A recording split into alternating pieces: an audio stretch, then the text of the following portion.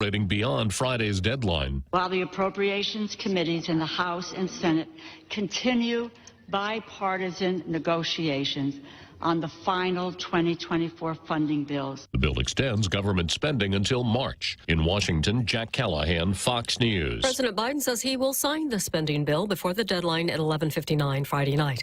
Meantime, he was talking money in North Carolina Thursday. The president's announcement here of $82 million in federal funding to expand high-speed internet for low-income and rural communities is another example, he says, of breaking away from trickle-down economics supercharged by his predecessor. Some of the things he said, well, I don't get started. But look, frankly, to put it very politely, he doesn't know what he's talking about. President Biden is using these types of announcements to try to contrast his economic policies with that of former President Trump's and Republicans in Congress.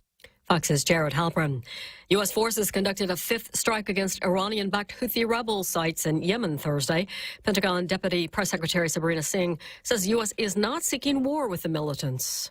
The Houthis are the ones that continue to launch cruise missiles, anti-ship missiles at innocent mariners, at commercial vessels. And U.S. crude futures settled higher in New York at $74.08 a barrel. America's listening to Fox News.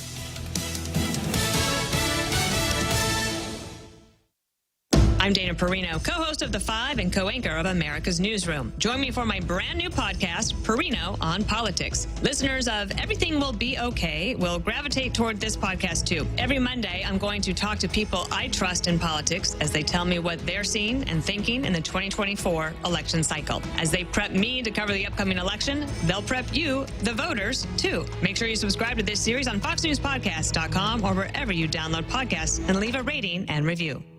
Well, they say there are certain things that shouldn't be brought up at the kitchen table, but not here at the Duffys. So pull up a chair and join me, Rachel Campos Duffy. And me, former U.S. Congressman Sean Duffy, as we share our perspective on the discussions happening at kitchen tables across America.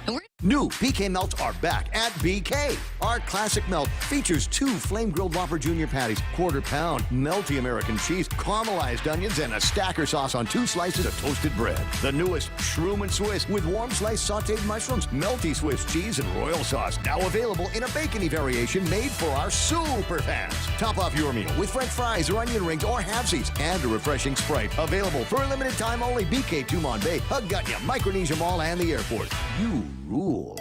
Everyone has a busy schedule these days, and sometimes we forget to schedule our routine dental checkup and cleaning. Don't neglect your dental health. Schedule one today with Dr. Robert Yang and his Smile Team, conveniently located at the East West Business Center on Marine Drive, Upper Tumon. Call us today at 647-8702 or 3. Again, that's 647-8702 or 647-8703. We make smiles happen. Funds. Fox's Steve Harrigan. Former President Trump says he is confident the Supreme Court will overturn the Colorado ruling that removed him from the primary ballot. A noted singer-songwriter uses a new song to tackle another political issue. John Ondrazik is not afraid to address the complex issues of our times. The Five for Fighting singer has already taken on the Biden administration's chaotic withdrawal from Afghanistan, and now the songwriter has a new song addressing the Israel-Hamas conflict, okay, stating the song doesn't take sides. If any group, if any nation took hostages, committed these atrocities, this song would remain the same. Ondrazik went on to say that if we cannot condemn the massacre, then we as a society have lost our minds. Michelle Polino, Fox News. An American Airlines flight attendant accused of secretly recording girls as they use the plane's toilet is behind bars.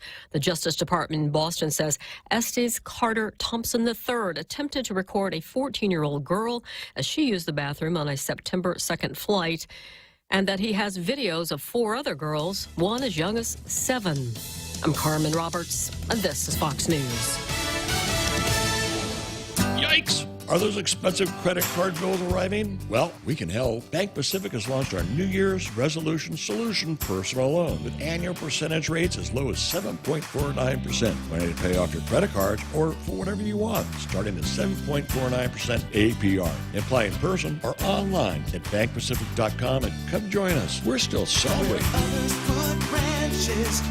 Equal credit opportunity lender. Conditions apply. Happy New Year. Half a day, this is Honey. Here at APL, our expertise and extensive network can help you grow your business and reach out to more global markets. As a responsible carrier, APL is also committed to a sustainable future, whether it's protecting the environment or investing our efforts in giving back to the community. Our dedicated teams in Guam, Saipan, and on U.S. mainland are here to support you. Call 588-4651 or visit apl.com. Listen to The Point anytime, anywhere on Odyssey. Odyssey is your new audio home for all the music, news, sports, and podcasts that matter to you. Find your favorite stations like The Point and discover more. Music stations, local and trusted news sources, sports talk and team coverage, plus today's biggest podcasts.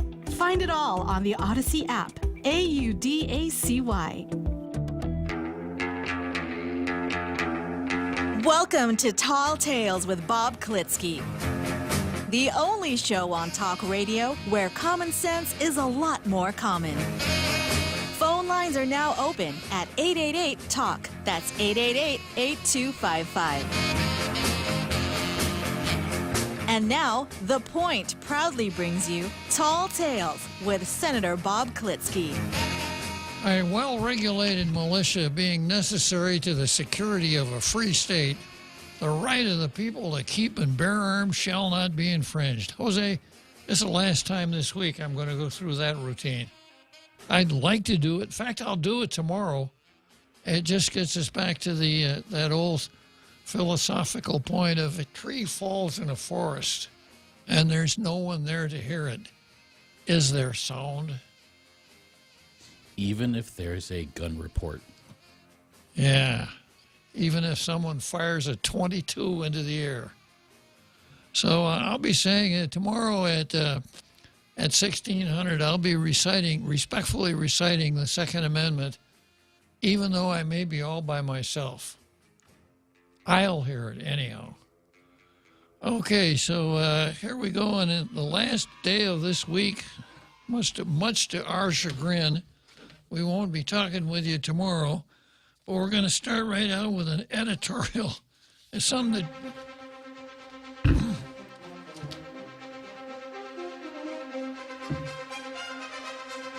this time the Daily News is really giving me something to chew on. Now, you'll recall yesterday their editorial dealt with, well, it wasn't actually an editorial, it was a news story. Department of Labor reported that 47% were non-compliant with the Fair Practices hiring law. Remember that? And, of course, they put whipped cream on top of a pile of talkie, as far as I'm concerned, because that Fair Practices, that Fair Chances Act is so, if you're in business, it's an invasive species. It's kind of like a rhino beetle for businesses. It tells you how you must hire, and what you must do if you don't hire. It's full of traps for the unwary, and it sets up a new class of the oppressed. I was reading some of the testimony from there, and it was all testimony from departments of Guam, which is really interesting. Because it did talk about them as being an oppressed class. If ever there was a case for discrimination, it's those that have been convicted of crimes against the society. Of course. Yeah, but they are the oppressed, and employers are the oppressors. So just like Holly, what was her name? Holly Rustick wanted to level a playing field for women by tilting the table 5% in their favor. Remember that? Yeah. Yeah. So this oppressed class, in order to provide them with diversity, equity, and inclusion, we've got to cause employers to put on blindfolds for the important part of the hiring process. Were those three monkeys? Yeah. So the way it works is you can't inquire into someone's criminal history unless you've made a conditional job offer. Then you can tell him to bring in his police and court clearances. And then if you decide you don't want to hire him, you've got to give him a business reason, not the fact that you've been convicted of murder. That's not good enough.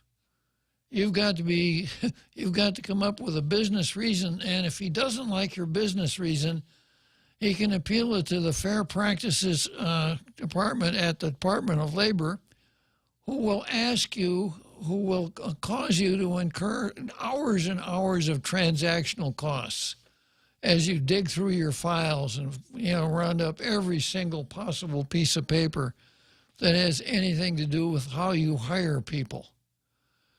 So it's a terrible law. It's a classic lefty Democrat law introduced by the classiest Democrat of them all, Mary Camacho, who had an R behind her name during the time she was in the Senate, in the legislature. But if there were ever a rhino, Republican in name only, it was Mary Camacho. But everybody voted for it. Everybody. Now, let's face it, it is feel-good legislation, right?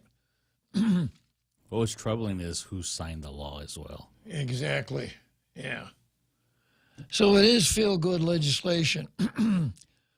And here's what I mean by that. There's inside every one of us this idea that we appreciate kindness, right? The Good Samaritan. Even though this guy lying beside the road was not in our tribe, we being good Samaritans stopped and helped him out as much as we could. And how many of us have been out on the road and we see somebody, especially someone of the weaker sex, boy, am I going to get in trouble for that one, huh? Car is pulled off on the shoulder, hood is up, woman standing there with helpless look on her face. What do? Honk your horn and wave and keep going? An awful lot of us would pull over and say, do you have a phone? Can I help you? Is there something I can do? I saw a guy when I was out on a walk on Marine Corps Drive, walking from Paris Acres down to Woostic Road, and these two guys were out of gas. So I stopped and asked them, yeah, we're out of gas, etc. And I didn't have my phone with me. And I said, I'll tell you what I'll do. My son-in-law has a can of gasoline at home, or he has a gas can. I'll walk, when I get back home, I'll turn around, go right back home. I'll fill up that gas can, and I'll come back and help you out, okay? Yeah, we really appreciate that, sir. So guess what? I got back, and they were gone. Somebody else. Somebody else. Yeah, somebody else came to their rescue. But see, what this law is like to me is, okay, well, take the Good Samaritan scenario. Mm-hmm. It's like somebody holding a gun to your head and saying, you have to help. But, sir, I only have $2 to my name. Well, you have to give it because it's law. We're forcing you. There is no reason.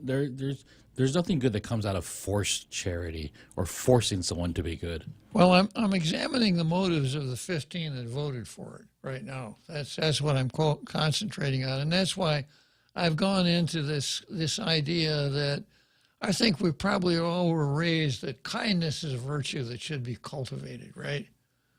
So if you're back in Wisconsin in the wintertime and it's icy like it is now and someone slips and falls on his butt, it's hard, but you're not supposed to laugh because that would be unkind. I just laughed right now. Schadenfreude in the wintertime, right? So, if you sell something like this, these poor unfortunates, they came from broken homes. Their father was a wife beater. The mother was a drug addict. They really had no chance. They turned to a life of crime. They were caught. They did 10 years in Dep Corps for 7 armed robberies, but they've paid their debt to society. So it would be a human virtue to give them a second chance. But you know how these business people are. You know, the letter G, you have to use the G word. And they're not going to help anybody because all they're interested in is making a profit. So we've got to give these ex-inmates a fair chance. And this is what motivates people to vote for something that is just dead wrong and incredibly stupid. And of course, it's something that if you do it, you can easily slide under the radar. And here's a political trick, you know, for you guys that want to be senators. More often than not, the best place to be is the one when it's a 14-1 vote. Because the other 14 don't get any earned media at all. If you're the one, you'll get some earned media. And if the statute that they're passing doesn't work, turns out to be unpopular, you stand back and say, hey, I didn't vote for that piece of crap. But the kind of the emotion of the floor debate sometimes I think sweeps people into voting for stuff that further reflection they'd say, nah, that wasn't a good bill. And that's why we're stuck with this. Okay, so that was the story yesterday. Now the Daily News comes out with both guns blazing on this. Not. Here's the Daily News' editorial. Our view, raise more awareness about the law on fair chances hiring. We welcome the Department of Labor's recent release of 5-year data showing that many employers continue to violate the law that requires employers with at least 15 employees to follow strict rules on the use of arrest and conviction records when deciding to hire people. This goes to show that there's enforcement of the law going on. The Fair Chances Hiring Practice Act went into effect nearly 6 years ago, but with nearly half of inspected employers found to be non-compliant, this also shows that more needs to be done to educate and raise awareness among employers and the community at large about the law. So here's what we can do. This statute requires that certain notices be posted in company waiting rooms, etc. So we can start a citizens posse. And the posse will go out and visit a dozen businesses every day. And if they're not posting this sign, we'll rat them out to the Department of Labor and we'll report them to the media. Citizen involvement, Jose. Most of the 55% of inspected employers were citing for failure to display the Fair Chances Hiring Practice Act signage at their workplace. Labor said. Or am I mispronouncing it? Maybe it's labor. Yeah, I think his name is Manuel Labor. He's that hybrid French-Spanish guy. Yeah. It said 19% also did not comply with advertising requirements. Now, you can't say in your ad, wanted, general helper, bring your police and court clearance with you. You can't do that. Yeah. Unless you're running for office. Unless you're running for office. Yeah. Now, I went to a SHRM meeting when they had a guy from Labor come and talk to us and explain this wonderful new statute that they were enforcing. You know, and I said, I raised the point, well, if a newspaper ad could say that upon a conditional offer of employment, police and court clearances would be required. I don't see anything in the law that prohibits that. It's a part of the law that you can do that. Yeah, so I said, you know, this could be included in a newspaper advertisement. And he said, well, you know, I think technically you're right, but the best practice would be to not do that. But the best practice. Come on. Really? Really? Yeah. Best practice, in other words, don't be smart.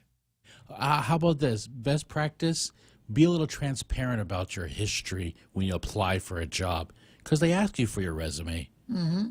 Why isn't a criminal history a part of that?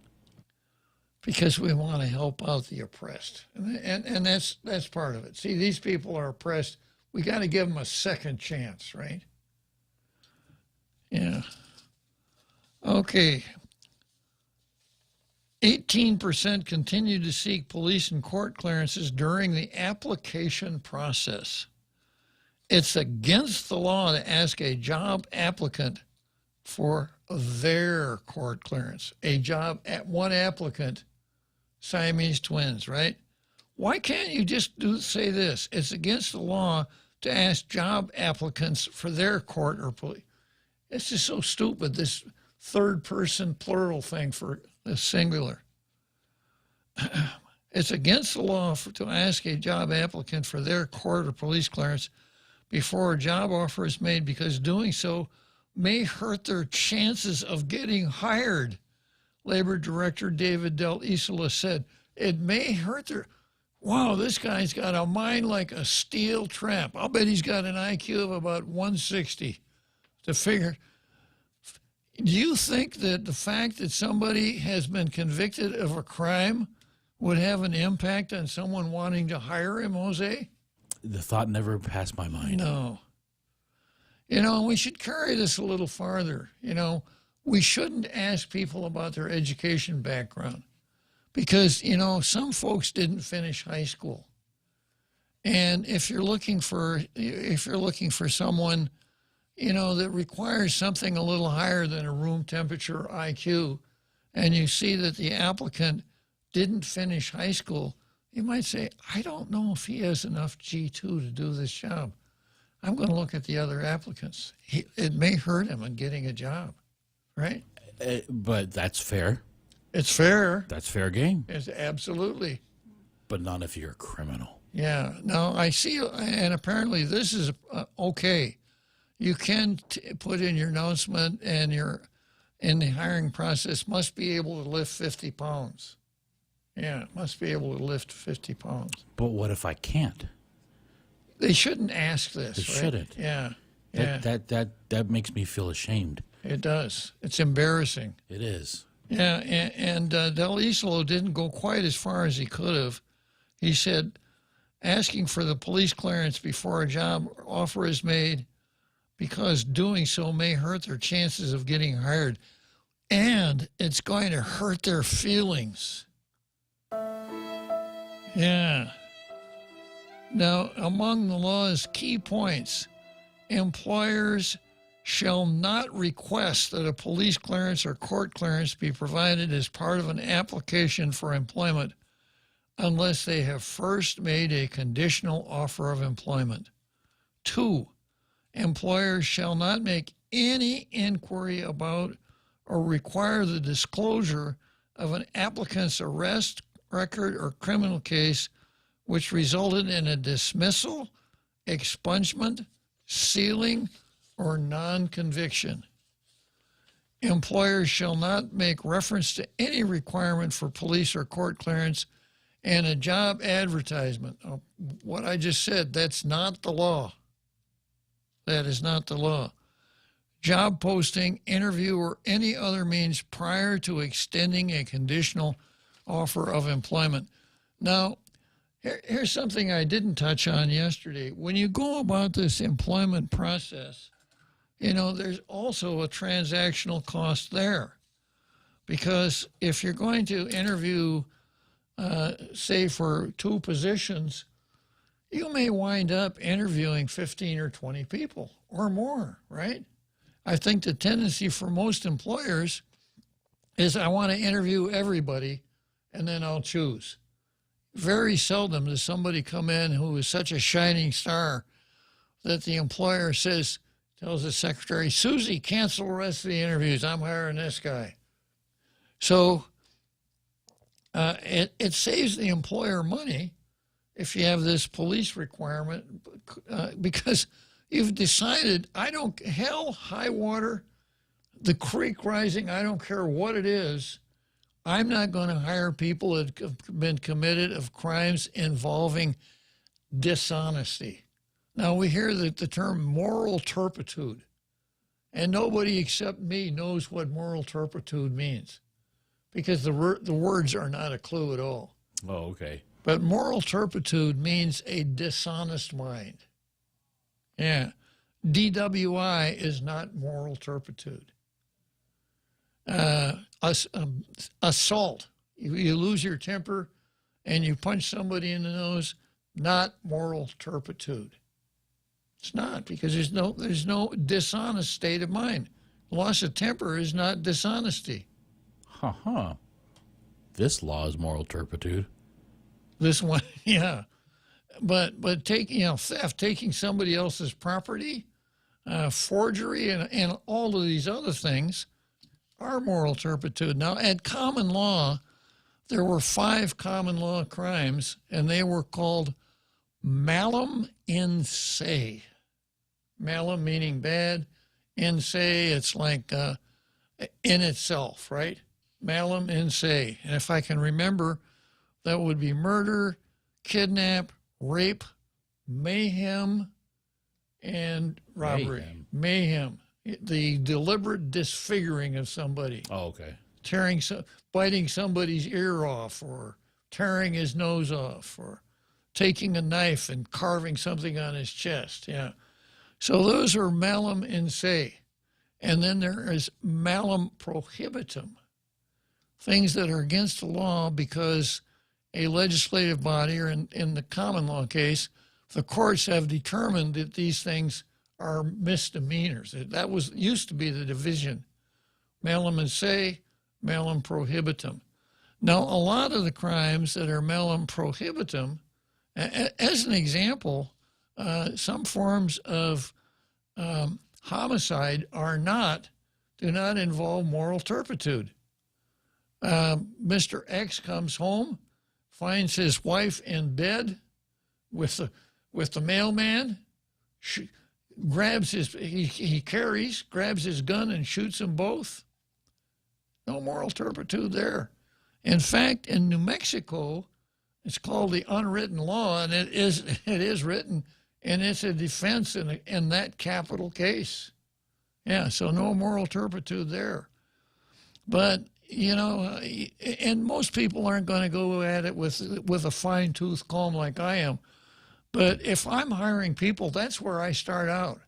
I'm not going to hire anybody who has committed a crime involving moral turpitude. Maybe the guy who was 18 years old and got busted for DWI with an accident, DWI with injuries.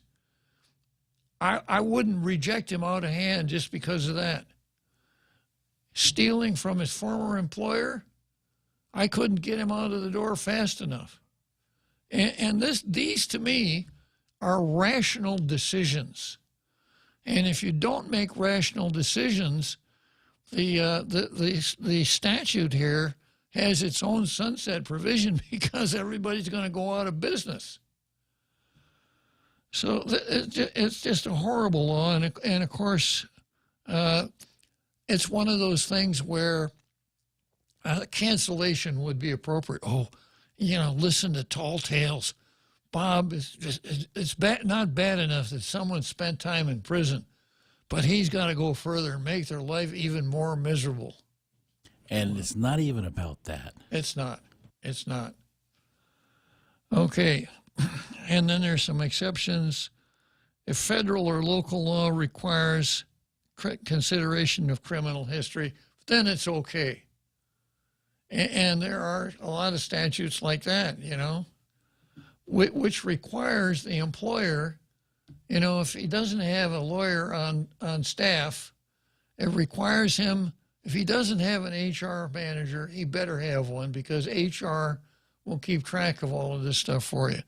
So what if you're running Bob's Car Wash and it's you and your wife and your 2 kids?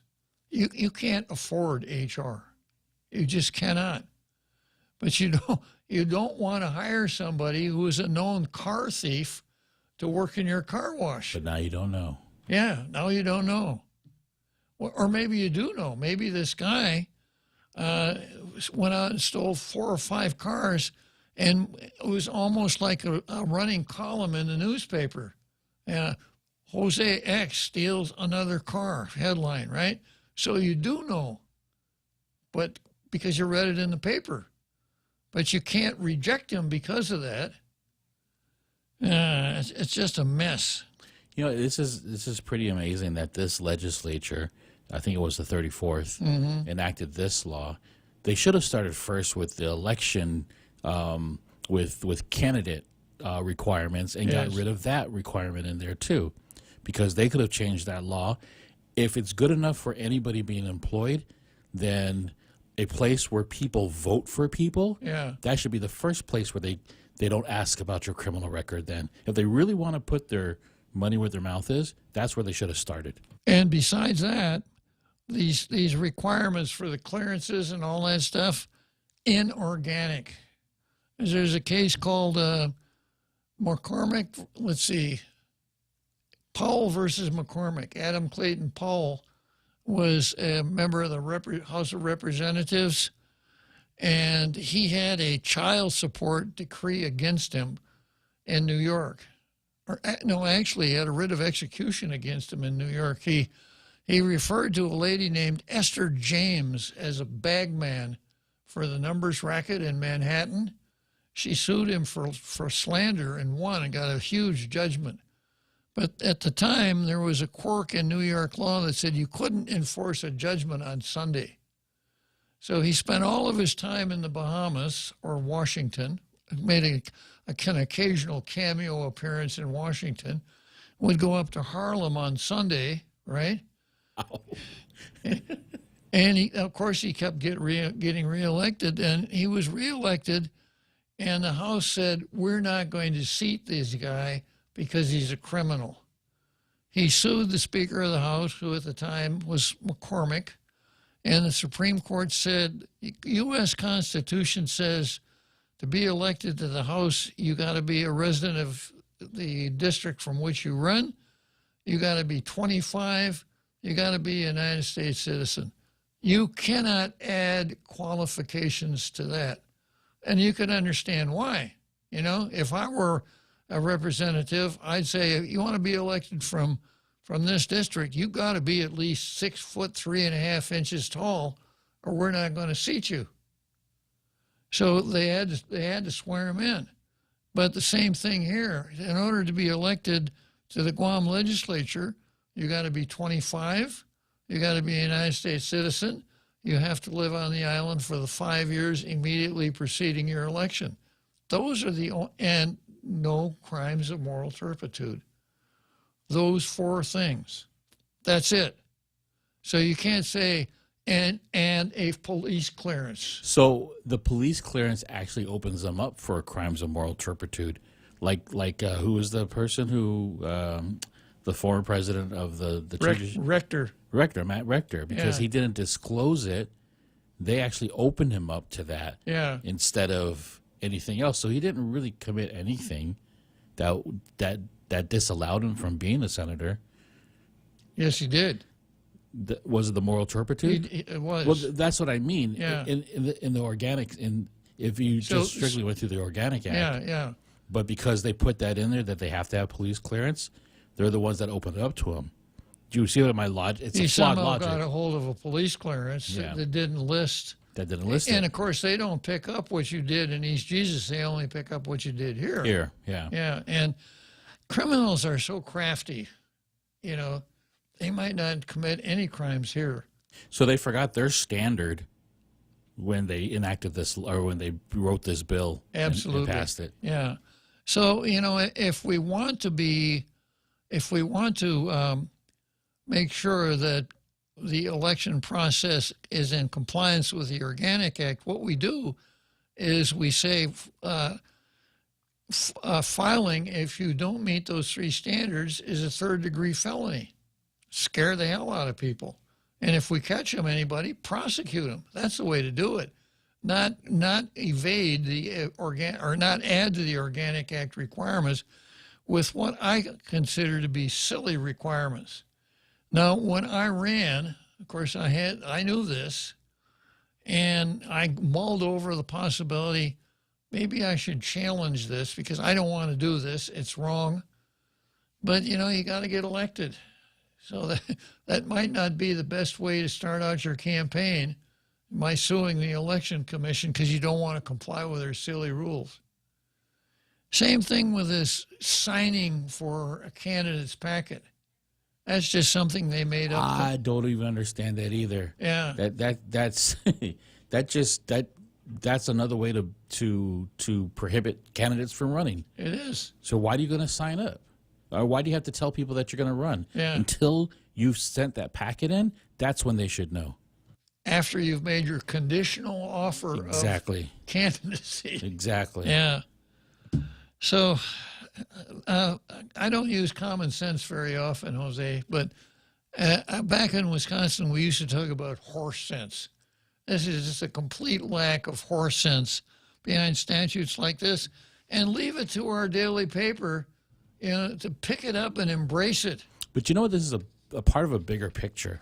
This started out with President Obama and taking out the requirement to ask for criminal history in hiring federal employees. Mm-hmm. This is just another way of the trickle-down agenda. They probably don't even understand what they passed. I'm not saying that they're unintelligent, but I'm thinking they were caught up in the moment of passing something that somebody in the federal level passed because his name was Barack Obama. Yep, very possible. Okay, let's take a short break and we'll come back and finish this mess up. Yikes! Are those expensive credit card bills arriving? Well, we can help. Bank Pacific has launched our New Year's Resolution Solution personal loan with annual percentage rates as low as 7.49% when you pay off your credit cards or for whatever you want, starting at 7.49% APR. Apply in person or online at bankpacific.com and come join us. We're still celebrating. Equal credit opportunity lender. Conditions apply. Happy New Year. Stay cool all year round by checking out Johnstone Supply for your HVAC and refrigeration needs. Located at 170 Guerrero Drive on Pickennell Road in Tamuning, call Johnstone Supply today at 671-649-0581. That's 671-649-0581. Open 8 a.m. to noon and 1 to 5 p.m. Monday to Friday. Open Saturdays from 8 a.m. to 12 p.m. and closed on Sundays. Stay cool with Johnstone Supply. Now, more Tall Tales with Bob Klitzkie. Spitting truth like watermelon seeds at a summer picnic. Call now, 888-TALK, 888-8255. Yesterday's news story and today's editorial doesn't even get into the worstest part of the statute, and that is that you make the conditional offer of employment. The guy brings in a ream of paper that constitutes his court and police clearances, and you find that he's on the sex offender list. He's done some armed robberies, attempted murder, etc. And you say, I don't want to hire this guy. Well, you have to give him a business reason why you don't want to hire him. You can't say, I don't hire criminals. That won't do it. You have to articulate a business reason. And you have to tell him what that business reason is. He can require you to reduce that to writing and give it to him. If he doesn't like it, or even if he does like it, he can take that over to the Fair Employment Practice Office at the Department of Labor and appeal. And they have the ability to fine you and make you hire that guy. And once again, the transactional costs are tremendous. They left that part out of this, right? So that's the worstest part of it. So, you know, I oftentimes give blue stars when there's a good editorial. Today, there's no blue star. Give me a drum roll, Jose.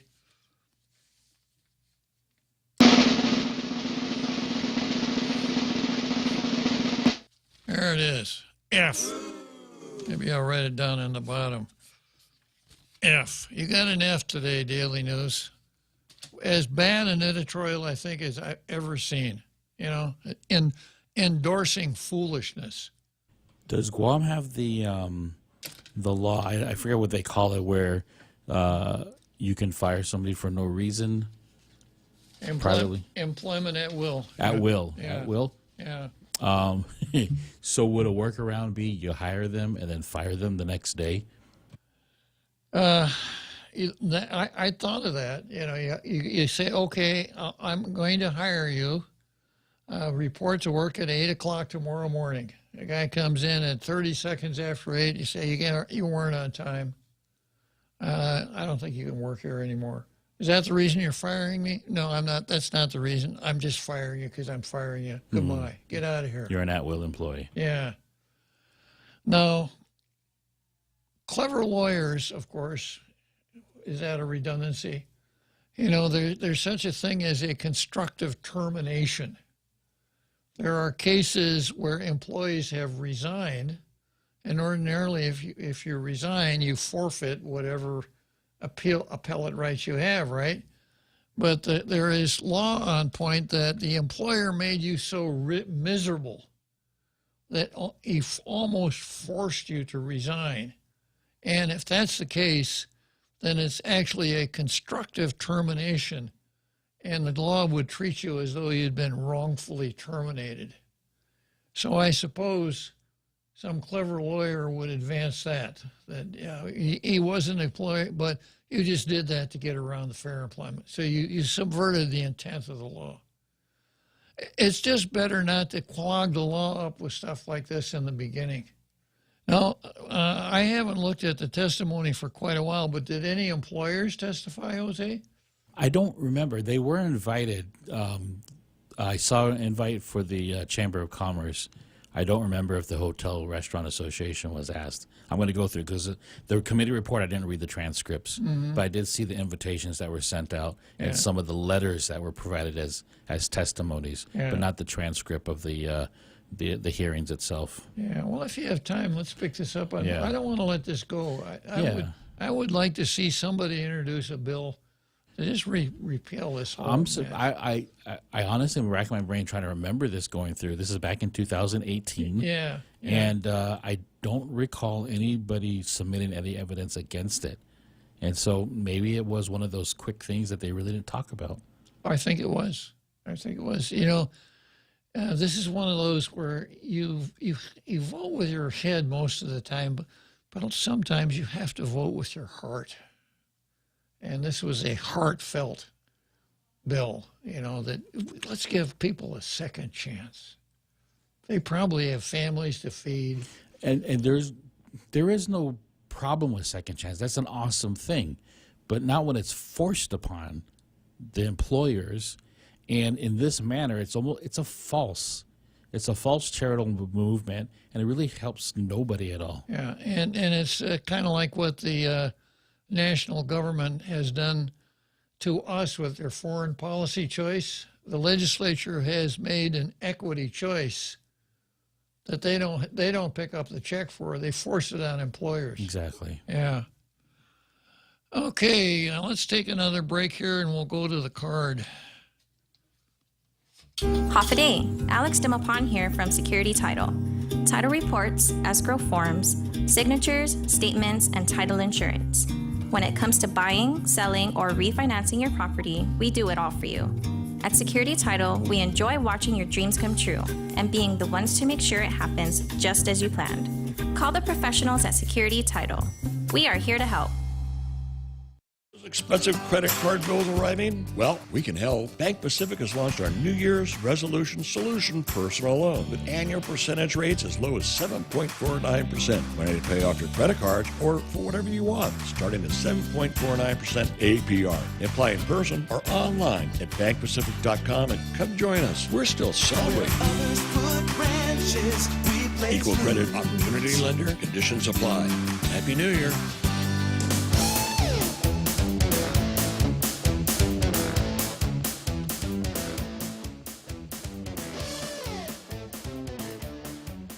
Okay, here we go. Here's the card for today. I've got Bill 185 versus Bill 184. I got to finish up Pencil Neck versus the USA Constitution.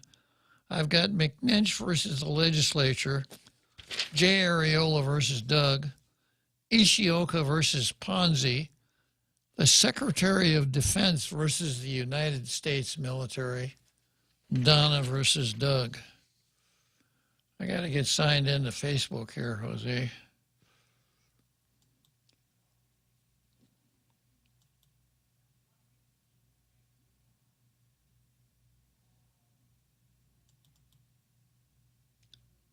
Give me a second.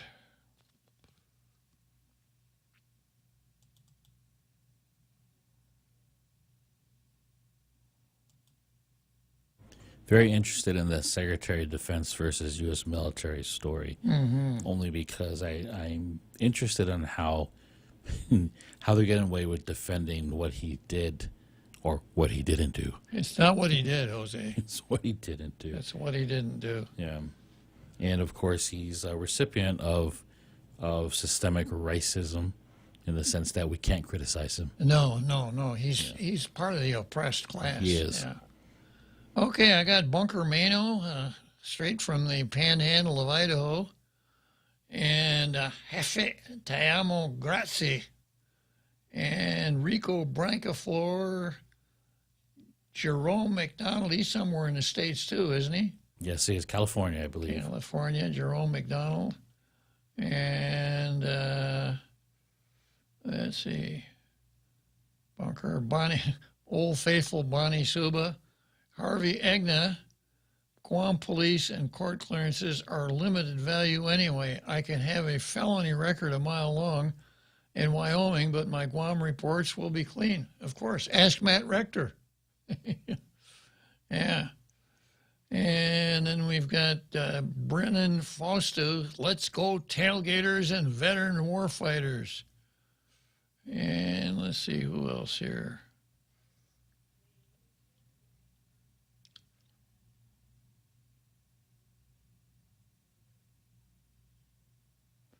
Harvey Egnan wants to know if those signs are posted at GovGuam locations. Probably not. We had, I don't remember who it was, but we had somebody that the government of Guam hired after he'd been fired for official misconduct. What a recommendation that is, huh?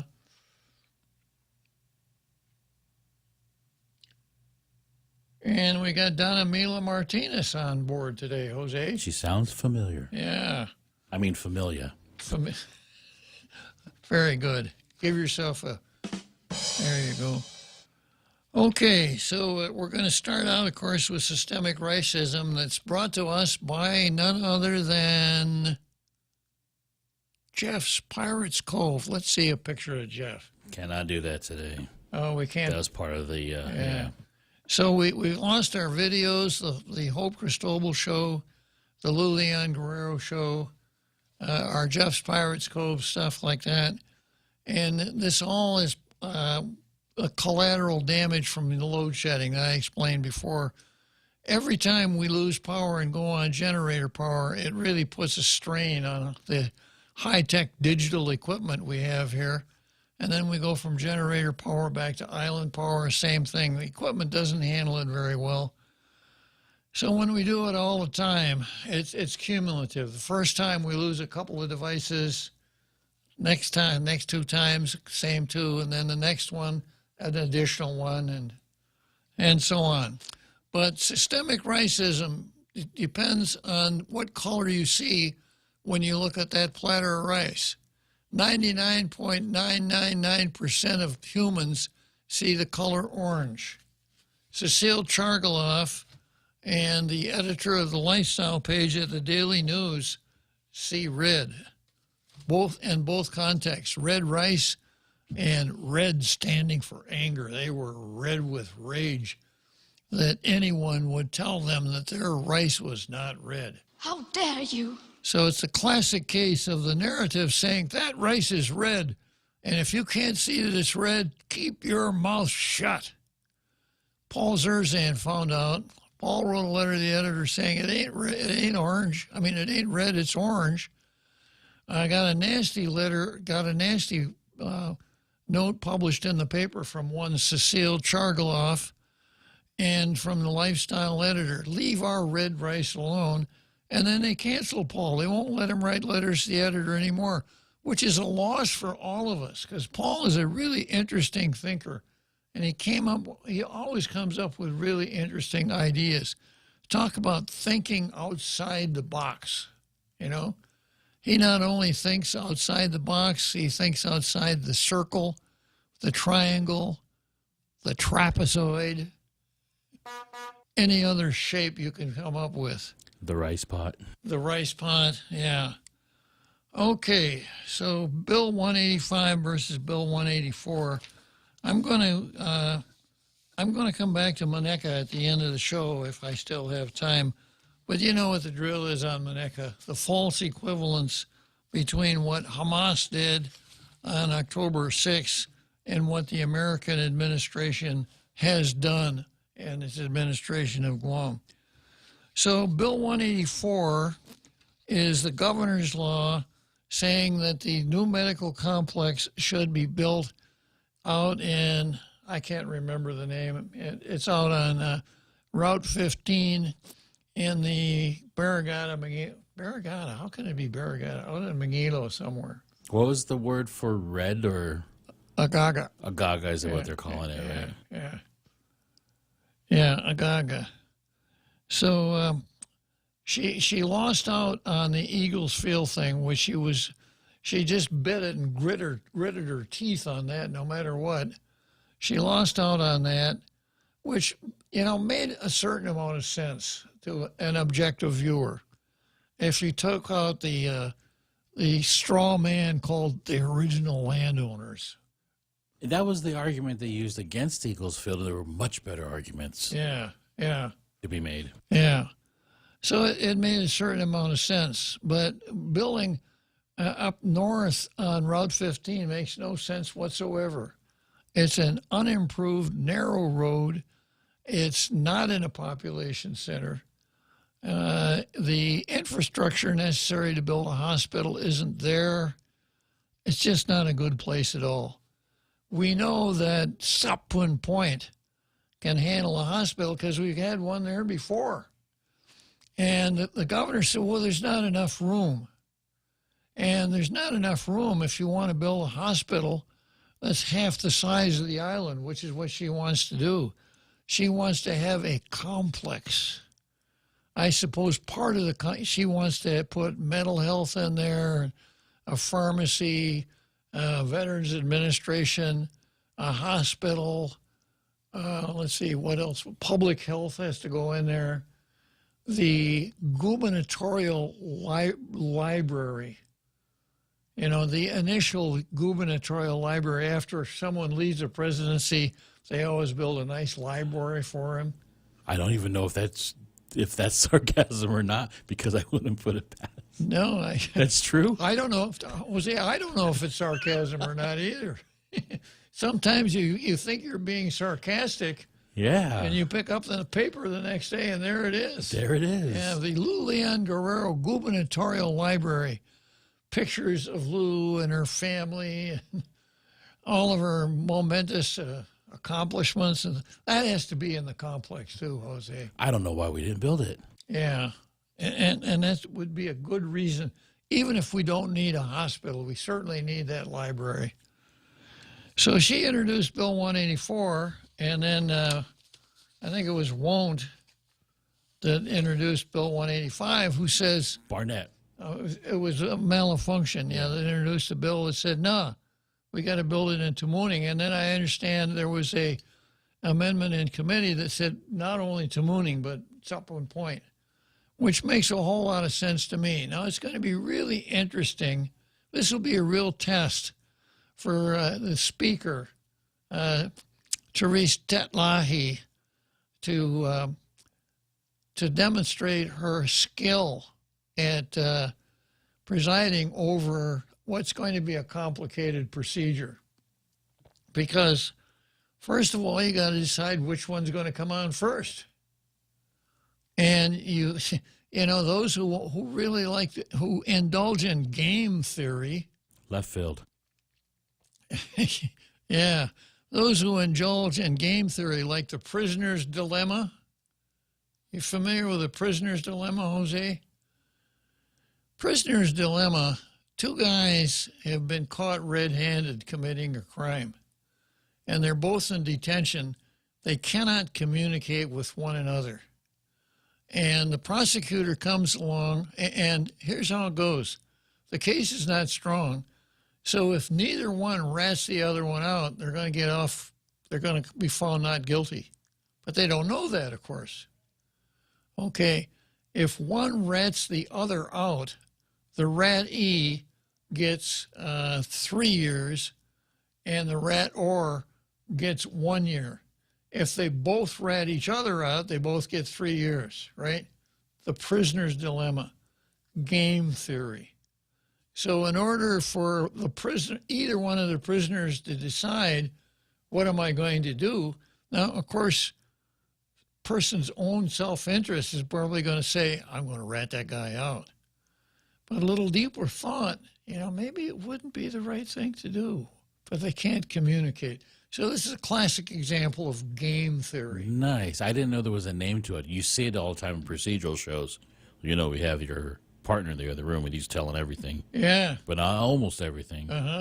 Yeah. So, Mr. Criminal, the guy who pleads first gets the best deal because he's got the most to sell.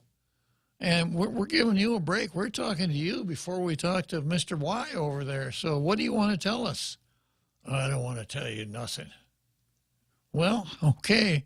We're going over to his place next. Yeah. So it's called game theory. So I introduced that. So there'll be game theory here. Now, does the first bill that comes to the floor have a game theory advantage? Will people be more impressed? Other things being equal, will they be more impressed by the first bill that they deal with? Or will they say, I hear what they're saying. I'm tuned in on the debate, but I want to hear the other one too before I make up my mind. Do people have mental reservations? Does 184 come on first, and 7.5 people are in favor of 185? Not 8, 7.5. I'll let you figure out which one is the half. Which two are the halves, right? They're the ones that can never. Let's see. Yeah, I think I've got a list of the halves right here in my on the top of my card.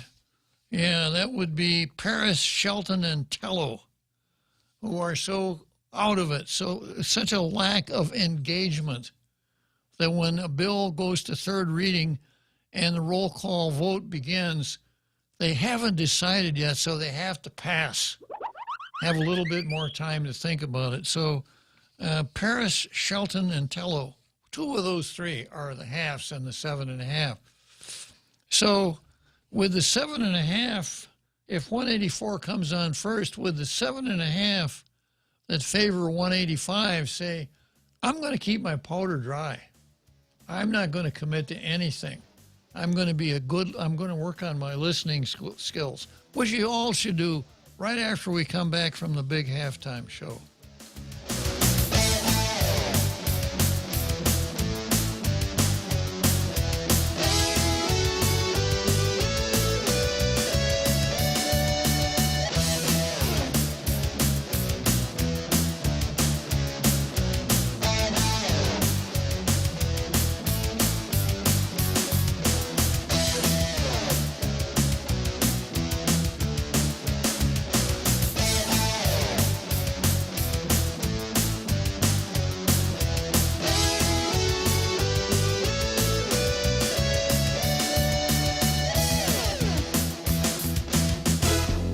The Point is KUSG, Hagåtña, Guam, 93.3 FM and 104.3 HD3.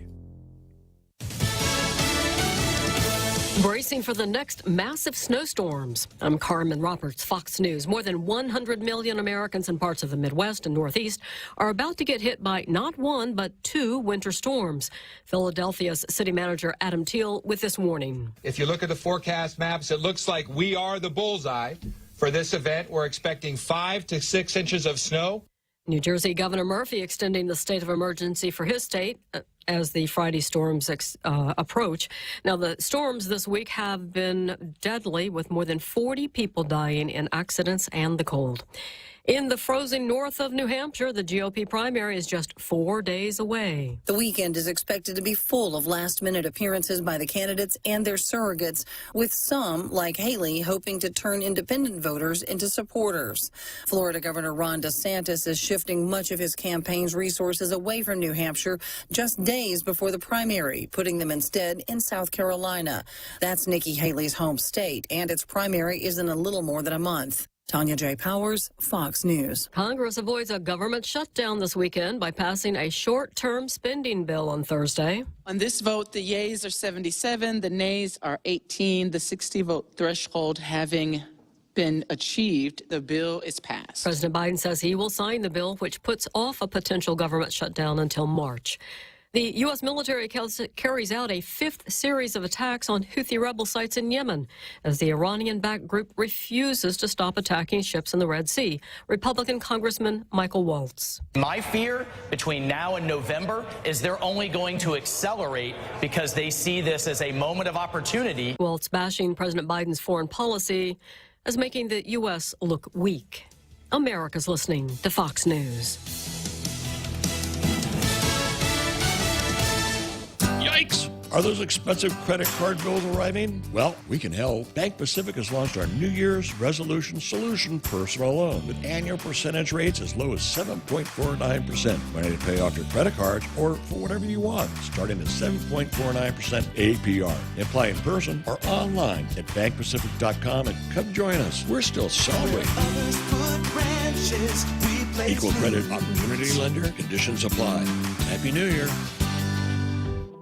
Listen to The Point anytime, anywhere on Odyssey. Odyssey is your new audio home for all the music, news, sports, and podcasts that matter to you. Find your favorite stations like The Point and discover more.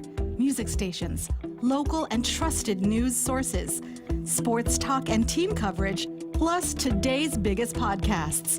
Find it all on the Odyssey app. AUDACY. A Texas bus company sues Chicago over the city's migrant drop-off rules. Wind Transportation argues that the city ordinance stopping them from dropping off migrants violates the U.S. Constitution and the Illinois state constitution. The city is threatening to seize and impound buses that drop off migrants outside designated hours or at places not designated for drop-off. Buses that don't have a permit to drop them off could also be taken. A city spokesman says the rules are in place to protect migrants being dropped off. Gary Baumgarten, Fox News. Macy's reportedly plans to lay off about 3.5% of its workforce and close 5 stores. The Wall Street Journal reports people familiar with the matter say the retailer is going to cut about 2,300 jobs, and that is to trim cost and redirect spending to improve the shopping experience. A ruling may come soon in a legal battle over the removal of a Confederate statue in Florida.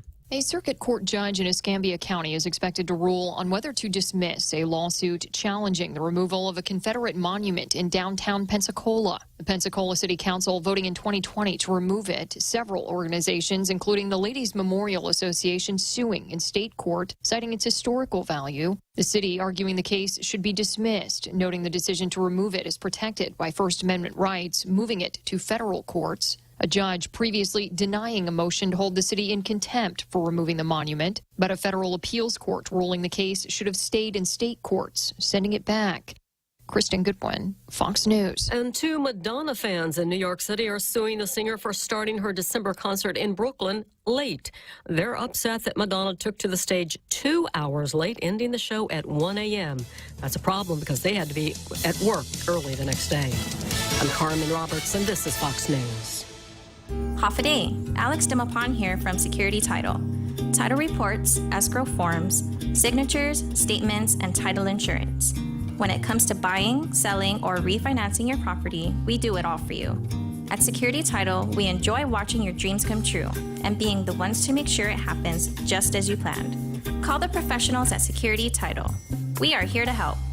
Stay cool all year round by checking out Johnstone Supply for your HVAC and refrigeration needs. Located at 170 Guerrero Drive on Pickendale Road in Tamuning, call Johnstone Supply today at 671-649-0581. That's 671-649-0581. Open 8 a.m. to noon and 1 to 5 p.m. Monday to Friday. Open Saturdays from 8 a.m. to 12 p.m. and closed on Sundays. Stay cool with Johnstone Supply. New BK melts are back at BK. Our classic melt features 2 flame-grilled Whopper Jr. patties, quarter-pound, melty American cheese, caramelized onions, and a stacker sauce on 2 slices of toasted bread. The newest Shroom and Swiss with warm sliced sauteed mushrooms, melty Swiss cheese, and royal sauce. Now available in a bacony variation made for our super fans. Top off your meal with French fries or onion rings or halfsies and a refreshing Sprite. Available for a limited time only. BK Tumon Bay, Huggunya, Micronesia Mall, and the airport. You rule.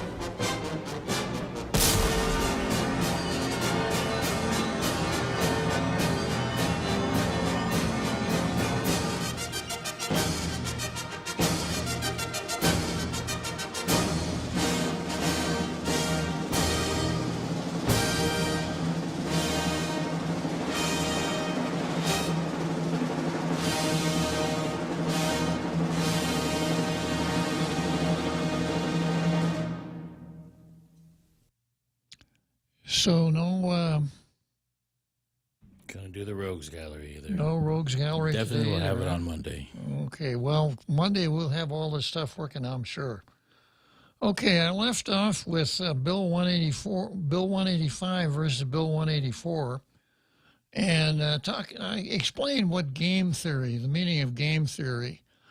People practice game theory even if they don't know the term or even understand what it means. People do it all the time, right? It's part of life. It's a kind of a life strategy, right? So when I talked before the break about which has the better chance of passing, the bill that goes to the floor first or the bill that goes to the floor second. And let's say that they go in the order in which they were introduced. 184 comes on first, and 7.5 people favor it, 7.5 don't favor it. What did the 7.5 who favor Bill 185 during the debate on Bill 184? Do they advance their talking points for Bill 185? And if they do, does Therese Titlahi rule them out of order because they're irrelevant? Senator, we're not talking about Bill 185 now. 184 is on the floor.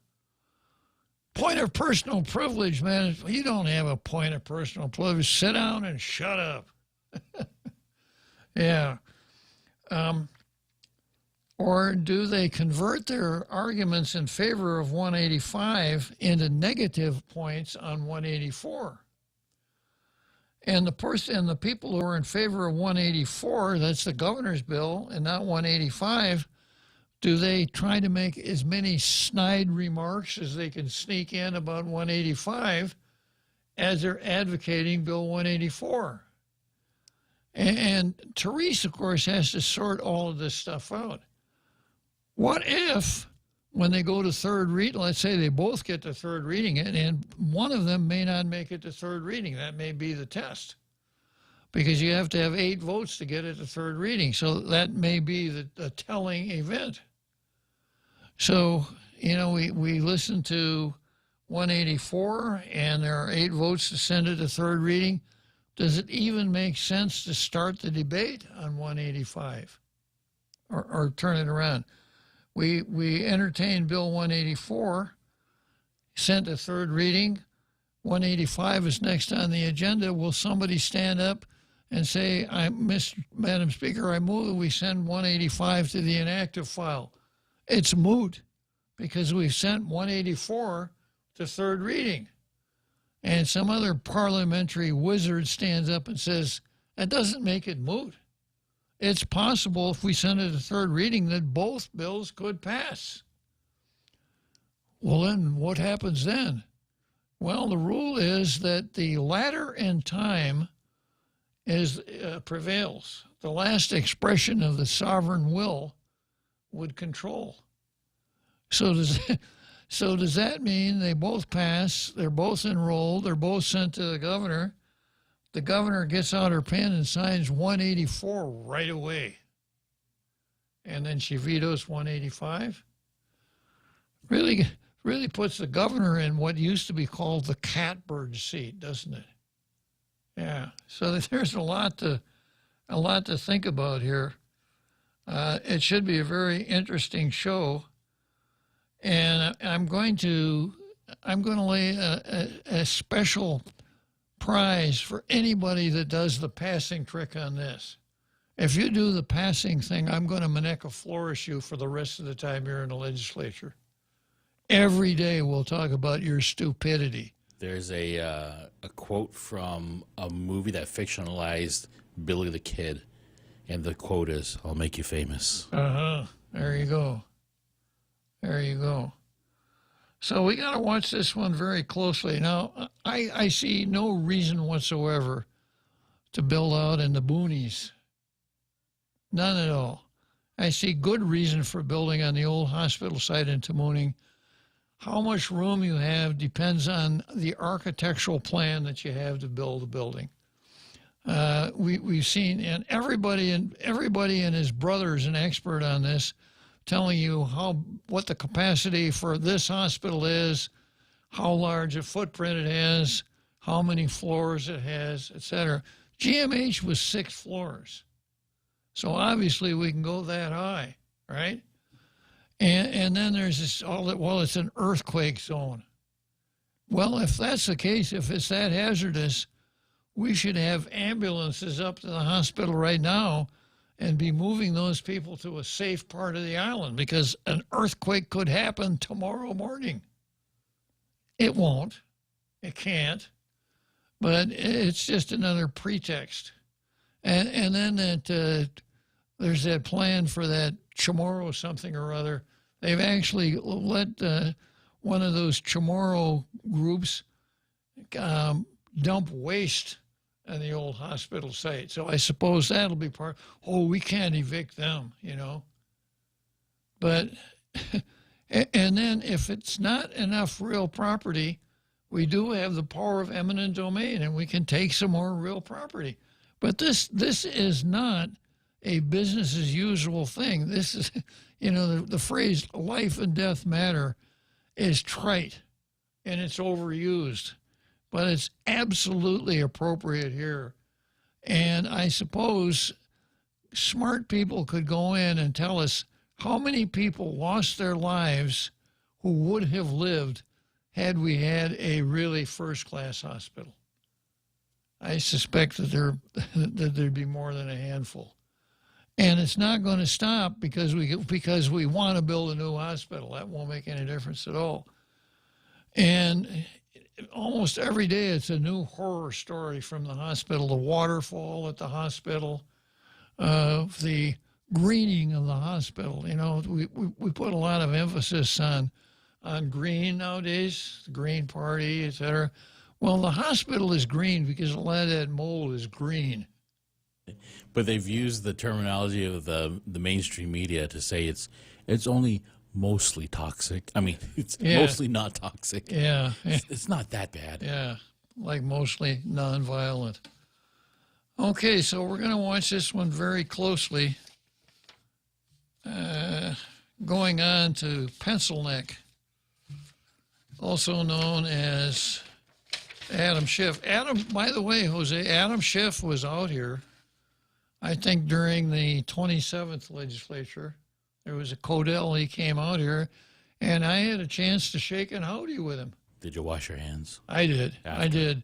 I was really into Law and Order at that time. I don't know if you ever watched the show. Oh, yeah. That was a great show on several different levels, on the bang 'em up, shoot 'em cop show level.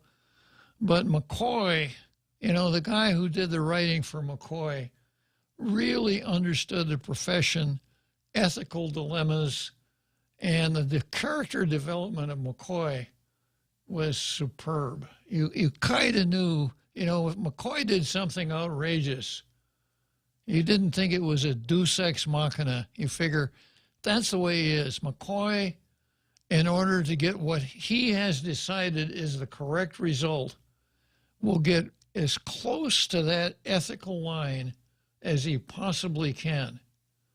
And occasionally, if he has to, he steps over for a few minutes, does what he needs to do, and quietly steps back.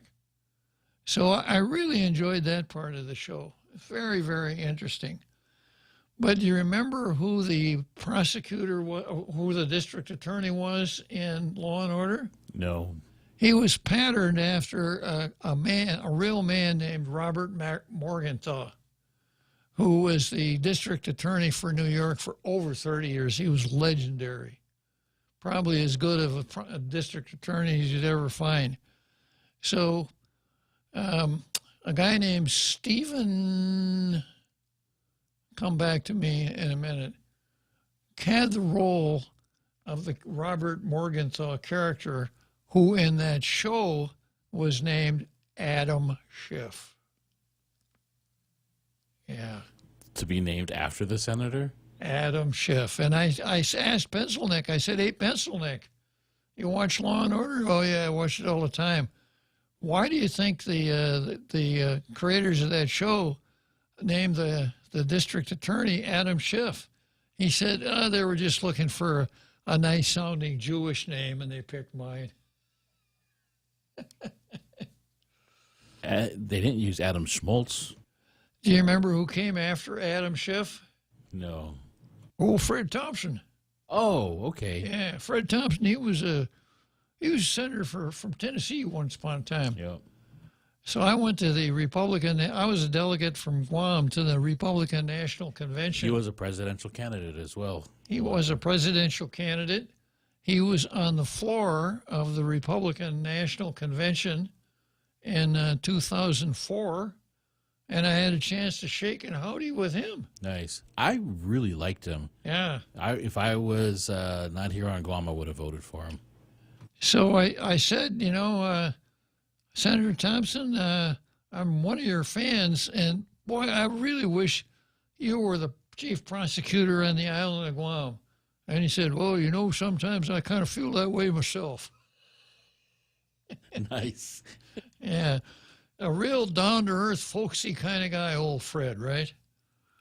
Okay, so Pencilneck says he's called for an undertaking of the decades-old institutions within the United States, including doing away with the Electoral College, expanding seats of the Supreme Court, and banning the filibuster. Now, this is what Democrats do. It's all part of the woke undertaking. They want to convince you the stuff that you've always relied on as being correct and right and fair and just, that it's wrong and it has to be changed. And the theory is if they can convince you that a man can get pregnant, then stuff like doing away with the Electoral College will be a piece of cake. These are not single isolated events. So Pencilneck claimed that abolishing the Electoral College is overdue, cautioning that the Republican Party would most likely hijack the process.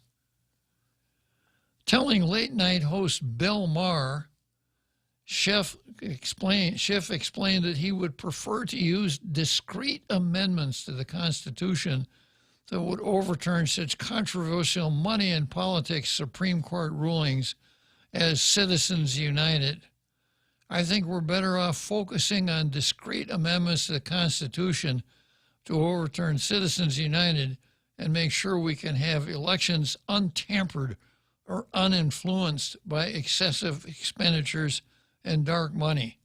And I would favor doing away with the Electoral College system. Now, remember the other day I explained talisman? So the talisman here is Citizens United versus Federal Election Commission. He's talking about that as an argument to do away with the Electoral Commission.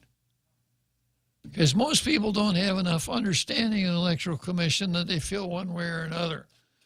But the Democrats have beaten the drum so hard on Citizens United, and they're telling you that it's responsible for everything from fallen arches to bad teeth, that it's the kind of thing people will, oh yes, and the Electoral College too, I can see that.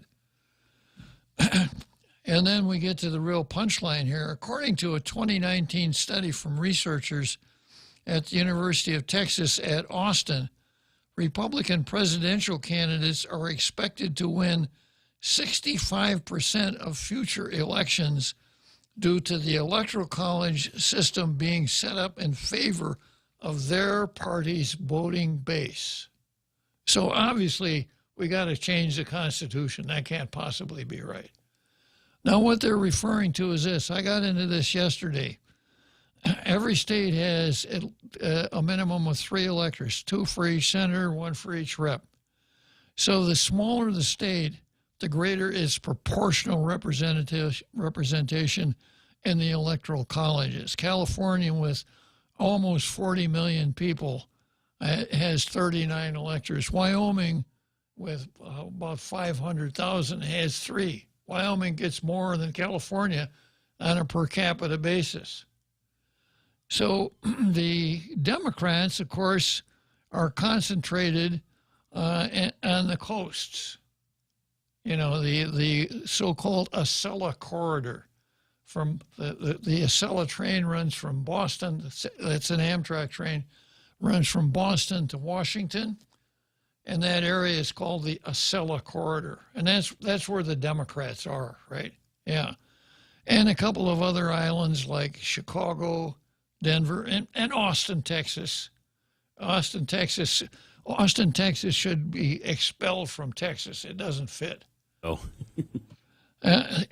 Whereas Republicans tend to be in the more rural areas of the country, what snide Democrats refer to in private as flyover country. Get on your plane at Kennedy, fly to LAX. Don't even look out the window because there's nothing to see down there. It's just the great dead heart of America, the American outback. Pay no attention to that place. Where probably about 90% of them are from. Exactly. Yeah, before they moved to New York. So they would, of course, want the scales tipped that direction. Now, yesterday, I explained, the pitfalls of going to a pure majority to elect the president. It would be worse than Forrest Gump.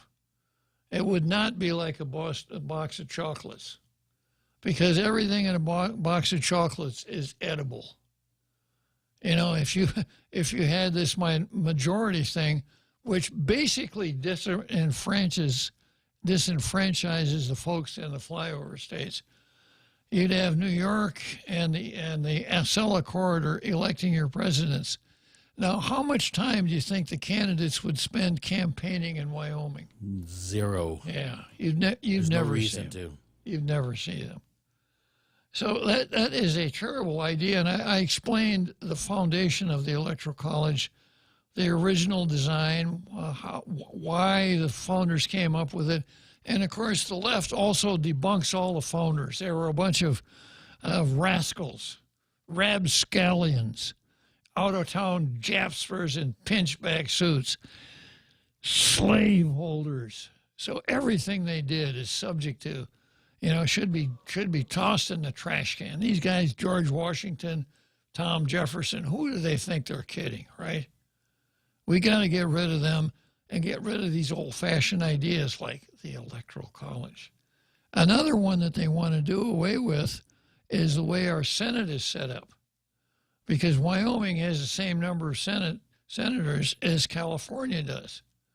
They see this as constitutional gerrymandering. But, you know, the United States is a federal system. There were 13 separate peace treaties between the colonizer, Great Britain, and the 13 colonies. They didn't enter into a peace treaty with the United States of America. So each one of those states is a subordinate sovereign. They surrendered some of their sovereignty to the central government, but they hang on to some of it. To me, that's the strength of the United States of America. Concentrations of power should be avoided.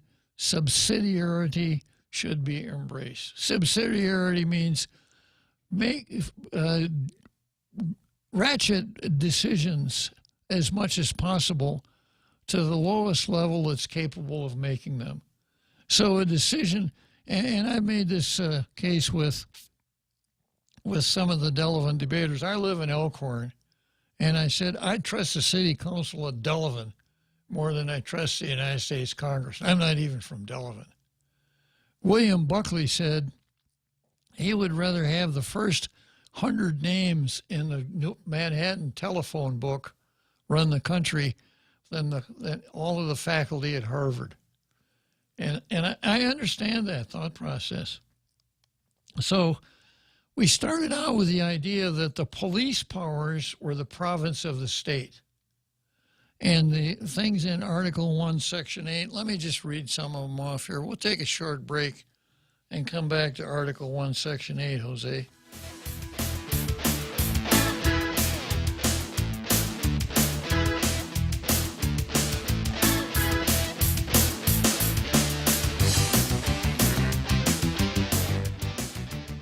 Yikes! Are those expensive credit card bills arriving? Well, we can help. Bank Pacific has launched our New Year's Resolution Solution personal loan with annual percentage rates as low as 7.49% when you pay off your credit cards or for whatever you want, starting at 7.49% APR. Apply in person or online at bankpacific.com and come join us. We're still celebrating.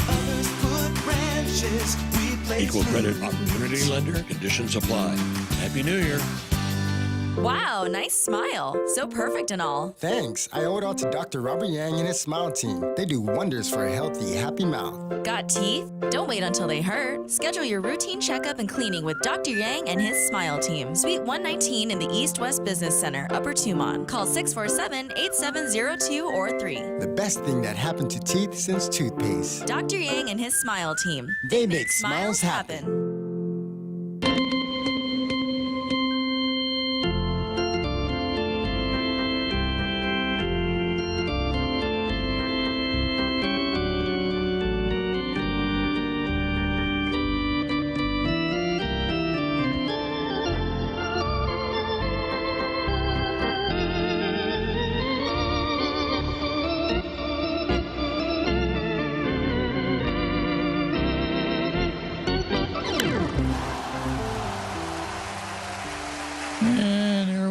Wrigley, world's most beautiful ballpark. I got to pitch 2 more innings, and then I got the weekend off. I get a chance to rest up my arm, Jose.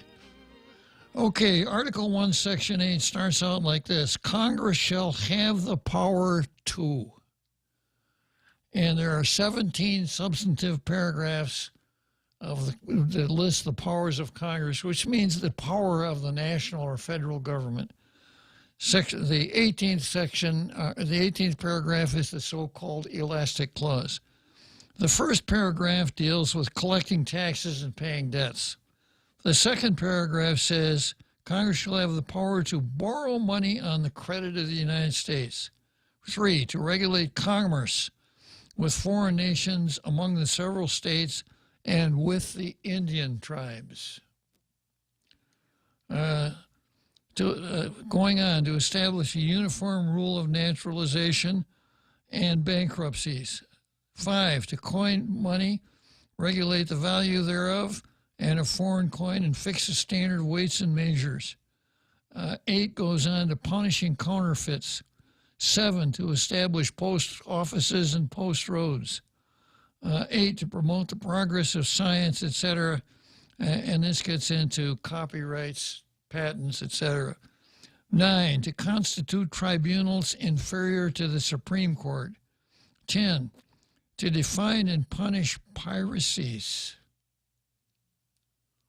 I think we better establish a paragraph 8 safety zone around Jeff's place out there at Pirates Cove, right? To define and punish piracies and felonies committed on the high seas and offenses against the law of nations. 11 deals with declaring war. 12, supporting armies. 13, provide a navy. 14, rules and regs for the land and naval forces. That would be the UCMJ. 15, to provide for calling the militia to secure the laws of the Union, suppress insurrections, and repel invasions.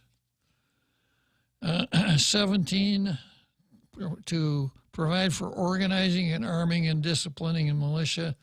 18 is the elastic clause. So those 17 things are the only things the national government should be doing. How about handing out food stamps? Did you see that in there? Nope. So much of what the national government does is really not something that centralized Department of Education. Yeah, it's not. The word education never appears in the Constitution. So,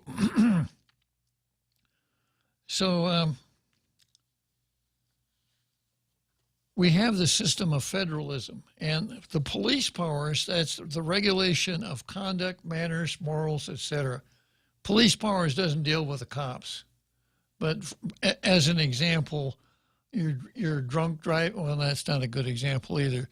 The old laws against sodomy before the Supreme Court struck them down.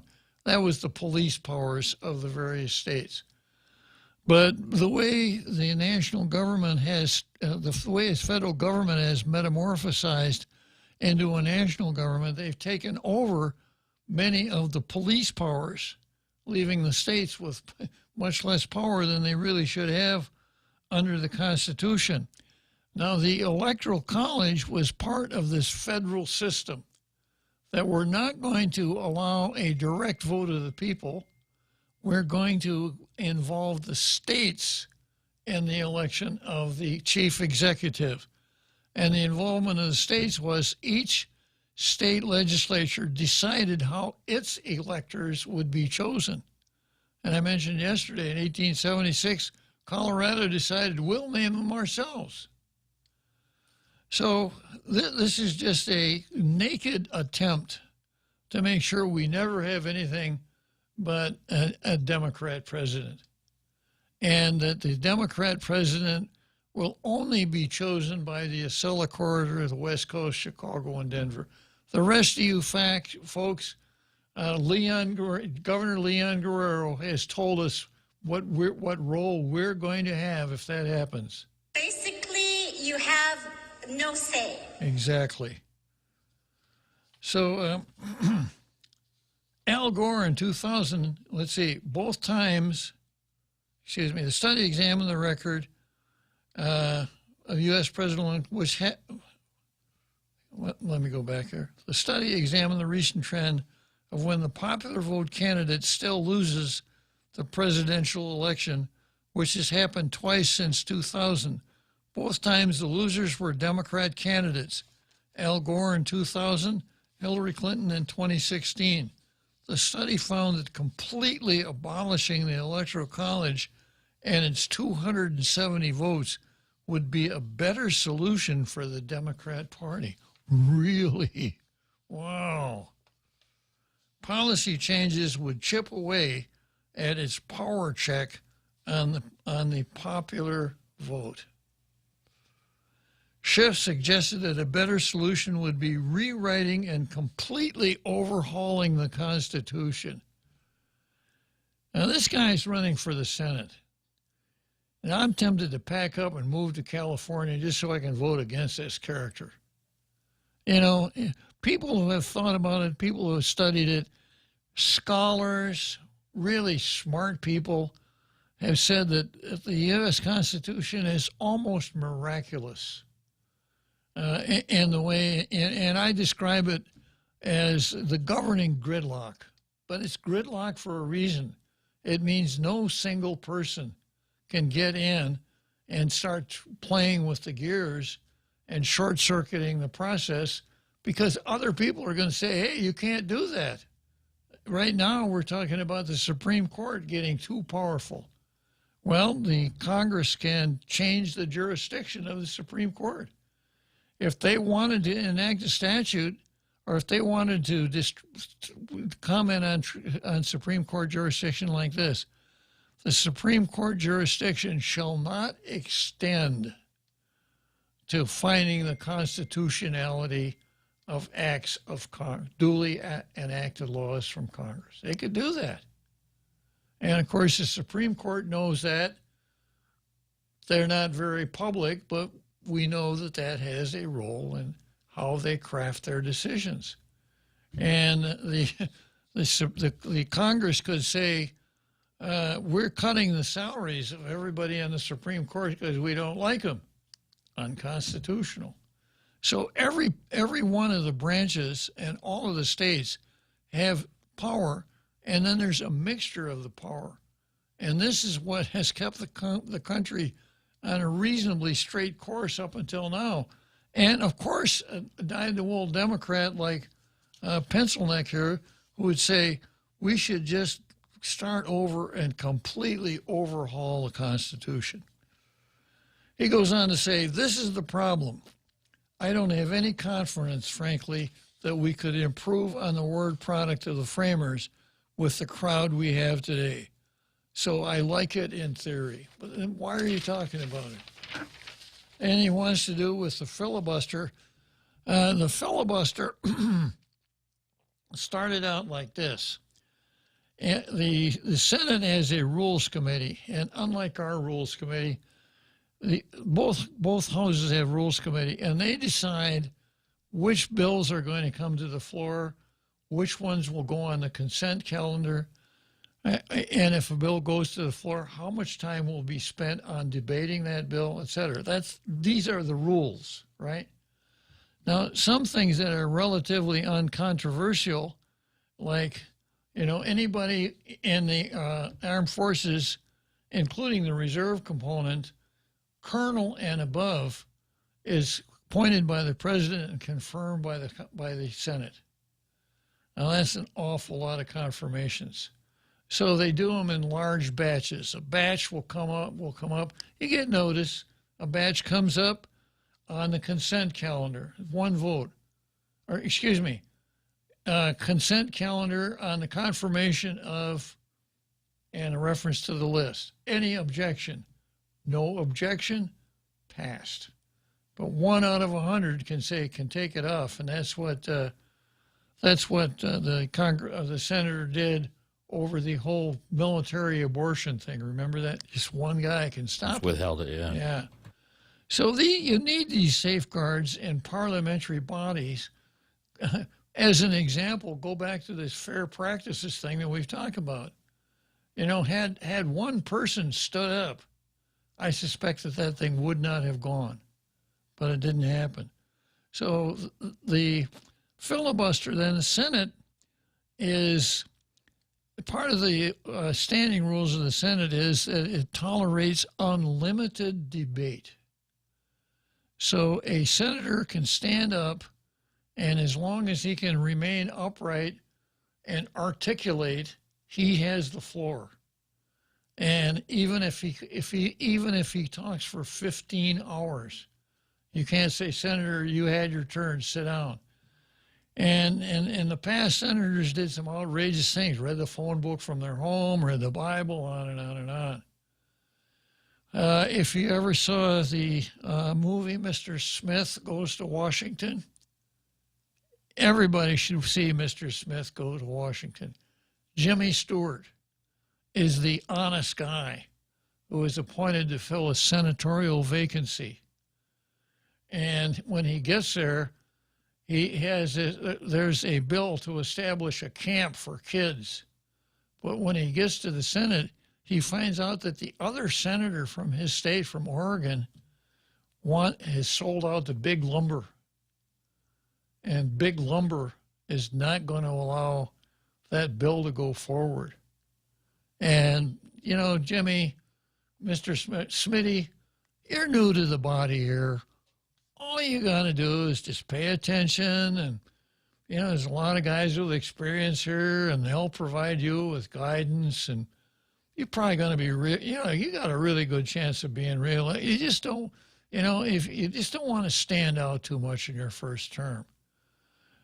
So when he found out about the sellout to Big Lumber, he was very angry. And when the bill came up, he filibustered. And if you remember Jimmy Stewart's acting style, if anybody could carry it off and make it look real, it was Jimmy Stewart.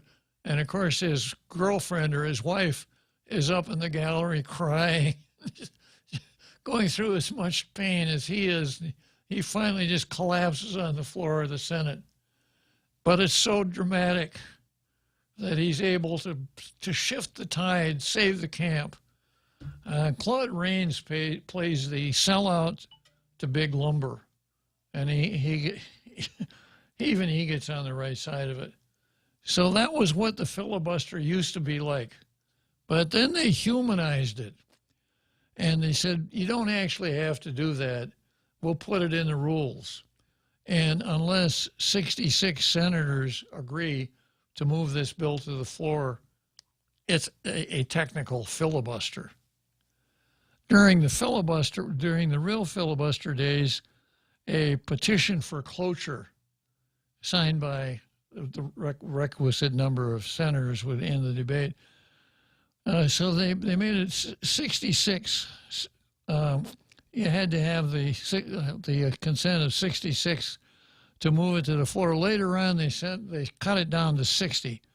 So now if a bill doesn't have 60 supporters, it's probably not going to pass. Now, there's always room for log rolling. Even, maybe it's six, only 59 will sign on. One of the 9 signers is close. So you go and make a Big Lumber type proposal to him. Give us our 60th vote. That project you want to do, that pork in your home state, reintroduce it. Let's see what'll happen. But as a general principle, that's a safeguard. And I like it because I don't want deliberative bodies to move too fast. I've been parts of them myself. I've seen what can happen when you get carried away in the moment. And there's a concept called wait time. When you're first exposed to an idea, you look at it and say, man, I really like this. This is a great idea. I'm going to support this as much as I can. But it's kind of like buying that new car. You go to the showroom, you kick the tires, you sit in the driver's seat. Wow, I want to drive this thing home. It's so nice. You write your check or you sign the papers, you borrow the money, etc. You're halfway home and buyer's remorse sets in already, right? What the hell did I do? So when you're going to spend big money, figure out what you want and then say, I'm going to let this go for 5 days and see if I feel the same way. It's called wait time. And deliberative bodies should do that same thing if the time is available. And the filibuster allows them to do that. And of course, in the House, with 435 voting members, there's no filibuster. So Pencilneck would like to do away with that because, maybe they're only going to have 59 Democrats in the Senate. How are they going to be able to pass bills? So he wants to do with that.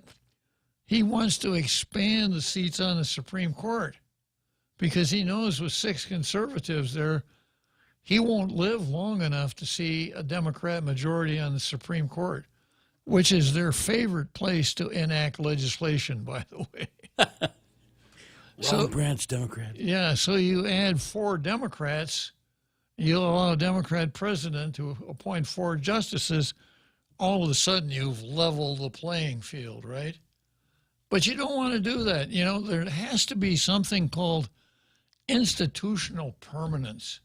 Even if you don't like the personnel, you're going to, and the Democrats really shot themselves in the foot because they changed the filibuster rule and they said from now on the filibuster applies to legislation, but not judicial appointments. And boy, did that come back to haunt them, huh? Because they wanted to do it now. Yeah. That's the funny thing about when they do these.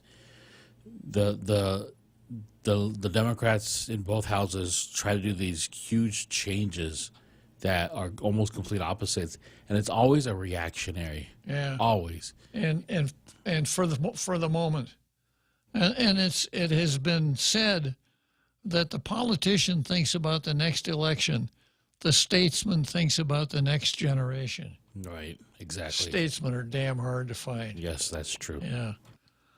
So I was never, even though he is an acquaintance, I was never very much in favor of pencil neck. And reading this, anybody who wants to do away with the Electoral College is a threat to democracy. Yeah, let's head for Churchill Downs, Jose.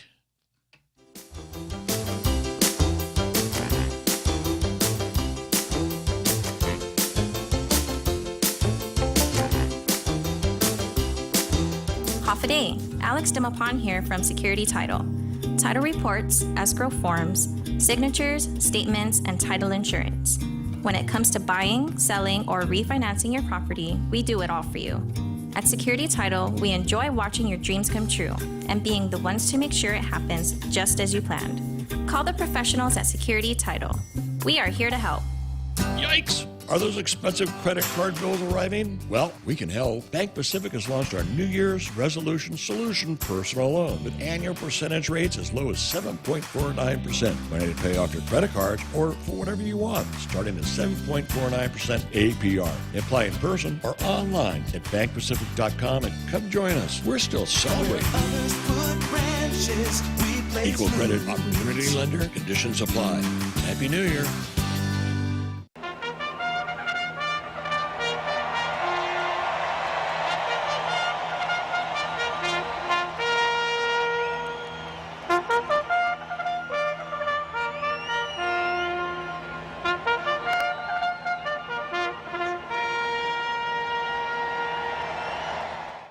Okay, so here we are, home stretch, Churchill Downs, 6 furlongs. I crossed the finish line for another week, I'm sad to say. Probably the last item on the card here is going to be the Secretary of Defense versus the United States military. And this ran a few days ago, but the story is still kind of fresh. I got somebody in the green room here. Let me see if I can accommodate him before we close shop for the day. Frenchie wants to talk about the Constitution versus the left. That's a great thing to talk. Very good choice of topics, Frenchie. So go for it. Yeah, it's good you approach this today because of course this week was the WEF meeting in Davos. Now, for the people that don't know, this is the World Economic Forum, which is a loose association of billionaires and political influencers that meet once a year and basically try to decide how the world is going to evolve, quote unquote. And I think we got the Klaus Schwab in the World Economic Forum. Schwab. You have two dictatorial Germans. They are Karl Schwab and Ursula von der Leyen, who is the unelected leader of the EU, or the Führer, like some of the Irish representative call her. And so it's very interesting to see how basically the U.S. Constitution is a major obstacle to their agenda. In the EU, which doesn't have a constitution, they have already devolved into what a writer recently called A Dictature Without a Gulag, where basically all regular rights are being slowly eroded to the point that now people can be sent to prison for what they post on their websites or on their social accounts. And what the WEF has been doing for the last 25 years is training young political leaders that they call young leaders. And basically, if you look at 80% of the EU leaders right now, including Macron in France and the Prime Minister of Britain and many others, they are former young leaders. So they have been trained by the WF, and they have infiltrated almost every democratic organization within Europe. Soros Open Society has basically nominated every judge on the Human Rights Commission of the EU. And so what we have here is that the Constitution is basically the only obstacle left for them to totally take power, at least in the Western world. And we've seen that erosion in the U.S., you know, with the war on drugs, the war on terror, the Patriot Act, and all kind of exceptional law, exceptional anti-terrorists, which are now being used against political opponents. And it was interesting that yesterday Trump, when he was campaigning in New Hampshire, actually took one of the Vivek's talking points, which is no CBDD. Now, what's a CBDD? The CBDD is the central bank digital dollar, which is a program that Biden wants to put in before he gets out, and which would make it basically possible for the government to control everything you do in your bank account and transaction and buy and what you don't buy. They could, for example, decide that you cannot buy guns, for example, or ammunition, or many other things. So it's really tentative of controlling the whole political spectrum. And if it was not for a few courageous organizations like the Heritage Foundation, Judicial Watch, or more recently, Colonel McGregor started a very nice organization calling Our Country, Our Choice, which is a non-politically affiliated defense of the U.S. Constitution and all what has been basically U.S. history over the last 250 years.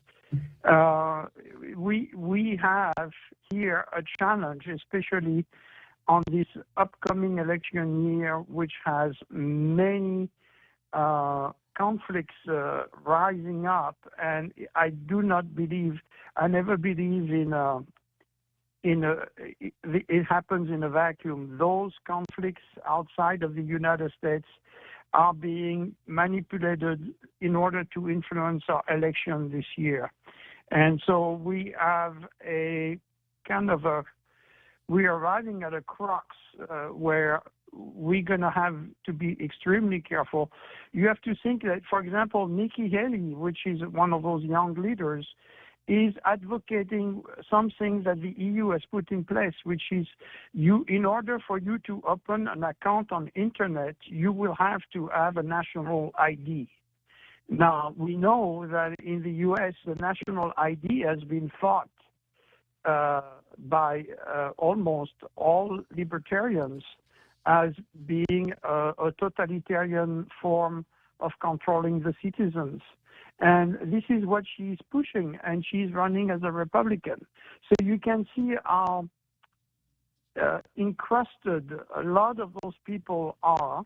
A lot of them are part of the military-industrial complex, which distributes a lot of money, which is actually our money, but they redistribute it through the perpetual wars that we're having around the world. And a lot of our politicians take that money in order to run their campaign. So the Constitution is extremely important. I'm not surprised Pencil Neck is trying to modernize it. If you watch the left, they always they never change things. They modernize them. They really like to control the language. If you control the logos, you control the thoughts. I mean, this is not new. Socrates already knew about those things, 3,500 years ago. But this is where we're at, and I think we need to be extremely cautious no matter what your political party is. If you like this country, if you like the Constitution, you should be very worried about those very nefarious characters in both parties that are trying to advance those modern ideas who are, in fact, trying to kill the U.S. Constitution. Good point. And, you mentioned the national ID. There are a couple of things that people on the libertarian side and conservatives in general always fight. We don't need a national police force, and we don't need national IDs because this is the road towards totalitarianism.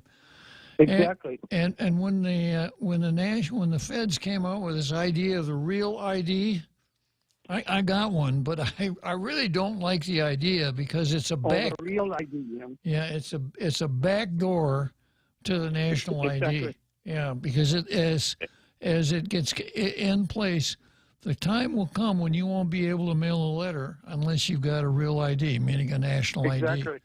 It's exactly their goal, and that's they want to control every aspect of your private life.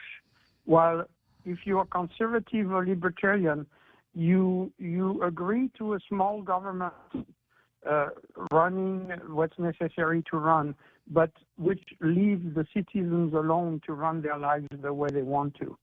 And the National Ministry for Education, all those things are little stumbling blocks that are trying to deconstruct the U.S. Constitution, where they're not attacking it completely, like against the Second Amendment or now against the Fifth and the Sixth Amendment.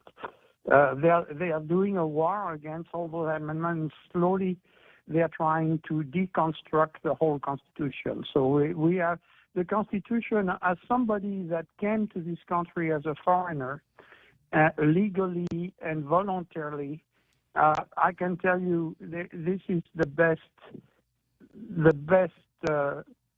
thing that we can have is the Constitution. It's unique in the world. No other country has a Constitution like ours, and it gives us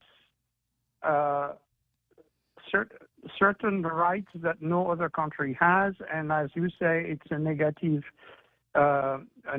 rights because it basically tells the government what they cannot do, and they hate it. I mean, they do not like it at all. And if you want to see what they have in plan for us, just look at what they're doing in the European Union right now, and where politicians. They're starting on the Biden. You're arresting the opposition. You're suing them left and right. You're censoring what they can and cannot say. This is what they want. It's basically, and like that British writer was saying, it's a dictature without a gulag. But it's basically the society with. Like the Chinese have, where you have good points or bad points, and then you can travel or not travel, depending if you are a good or a bad citizen. Frenchie, I got to say goodbye to you. I'll see you soon. But I got to say goodbye to our president. Let's go, Brandon.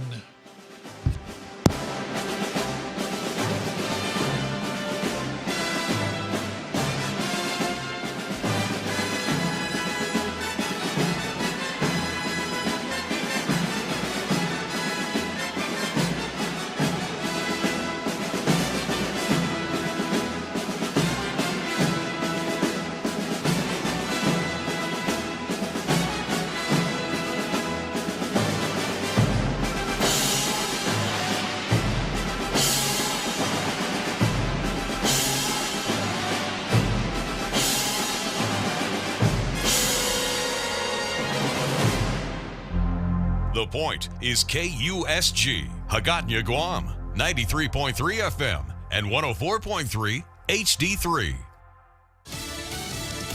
No shutdown this weekend. I'm Carmen Roberts, Fox News. Congress narrowly averted a government shutdown by passing a stopgap spending bill yesterday. This funds the government. Two deadlines in early March, March 1st and March 8th. Here is the big narrative, though. Only 107 House Republicans voted for this bill.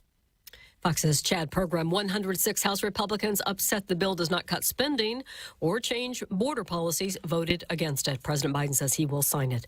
2 rounds of winter storms will hit parts of the Midwest and Northeast today, expected to cause problems from travel and blackouts to dangerous conditions.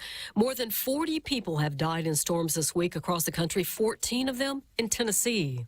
That includes a man who fell through a skylight while cleaning snow from a roof and a woman who died of hypothermia after being found unresponsive in her home. In Oregon, a power line fell on a parked car in Portland, killing 3 people during an ice storm. In western New York, 3 people died in 3 days due to icy weather. 5 winter weather-related deaths reported in Mississippi, and in Kansas, an 18-year-old was found dead in a ditch after his vehicle had gotten stuck in snow. Jill Nato, Fox News. The New Hampshire GOP primary is 4 days away, and former President Trump is targeting his former UN ambassador, Nikki Haley. He tells Fox News. But Nikki I know Nikki very well. She worked for me for a long time. She would not be able to handle that position. She would not be able to handle the onslaught. Campaigning in the town of Hollis, Haley said she will restore victories to Republicans. Trump says things.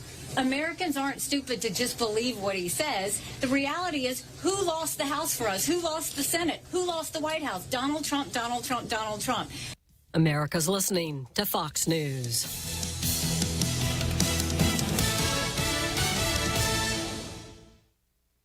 I'm Dana Perino, co-host of The Five and co-anchor of America's Newsroom. Join me for my brand new podcast, Perino on Politics. Listeners of Everything Will Be Okay will gravitate toward this podcast too. Every Monday, I'm going to talk to people I trust in politics as they tell me what they're seeing and thinking in the 2024 election cycle. As they prep me to cover the upcoming election, they'll prep you, the voters, too. Make sure you subscribe to this series on FoxNewsPodcast.com or wherever you download podcasts and leave a rating and review. From the Fox News Podcasts Network. Hey there, it's me, Kennedy. Make sure to check out my podcast, Kennedy Saves the World. It is 5 days a week. Every week, we check in with Jimmy Fallon, bring in authors for the book club, and even treat some of your favorite Fox personalities to a very special happy hour. Download and listen at foxnewspodcast.com or wherever you listen to your favorite podcast. Kennedy Saves the World. America's listening to Fox News. Thousands of pro-lifers will descend on Washington, D.C. today. Thousands of activists not letting the frigid temperatures stop them from participating in the 51st annual March for Life. The list of speakers includes House Speaker Mike Johnson and former NFL player Benjamin Watson. House GOP Conference Chair Elise Stefanik says her party will make sure pro-life voices are heard. We will continue to fight every day to ensure every baby has the sacred opportunity of life, liberty, and the pursuit of happiness. Abortion rights could play a big role in this year's elections, as many states are considering abortion bans. Democrats have made abortion rights a top campaign issue since the Supreme Court overturned Roe v. Wade and returned abortion law to the states. In Washington, Ryan Schmelz, Fox News. Hunter Biden agrees to testify behind closed doors before 2 House committees next month. That ends months of defiance from the president's son, who has insisted that he was going to testify publicly. And Oversight Committee Chair Republican James Comer tells Fox News this is a victory. This is a huge victory for the House Oversight Committee. This is exactly what we wanted. Republicans have spent months investigating the president and his son's business dealings without uncovering any evidence of wrongdoing. Hunter sets to testify on February 28th. Only 4 countries have landed on the moon, but that may become 5 today. It's nicknamed the Moon Sniper because it's designed to be precise and efficient. Japan's smart lander for investigating the moon, or SLIM, should be able to land within 328 feet of its target. That's a much narrower range than we've seen before. The Japan Aerospace Exploration Agency says the moon will use unprecedented methods to search for water and other factors that could sustain life way up there. So far, only the former Soviet Union, the United States, China and India have achieved.